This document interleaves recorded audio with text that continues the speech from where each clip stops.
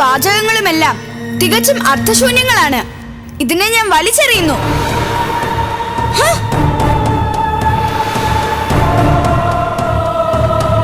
എന്ത്? നമ്മുടെ പക്കലുള്ള വിലപ്പെട്ട ഗ്രന്ഥം പിടിച്ചെടുത്ത് വലിച്ചെറിയാനും ധൈര്യമോ നിനക്ക്? ധിക്കാരിയായ നിന്റെ നാവ് കുറച്ചു കാലത്തേക്ക് ശബ്ദിക്കരുത്.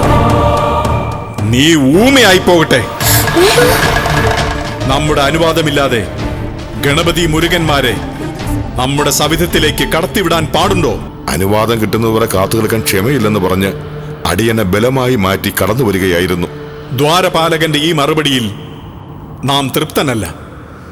നമ്മുടെ അനുവാദം കൂടാതെ ആരും കടന്നു വരാൻ പാടില്ലാത്ത സന്ദർഭത്തിൽ കൃത്യവിലോപം കാട്ടിയ ദ്വാരപാലകനെ നാം ശപിക്കുന്നു.